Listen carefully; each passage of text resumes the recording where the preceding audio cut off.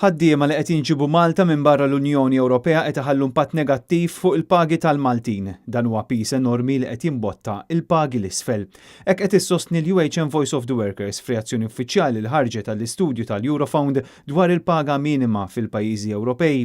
Fi stqarrija, l-UHM tefet dawl fuq il-fatt li qed tikber id-diskrepanza fit-dħul tal-ħaddiema f'Malta.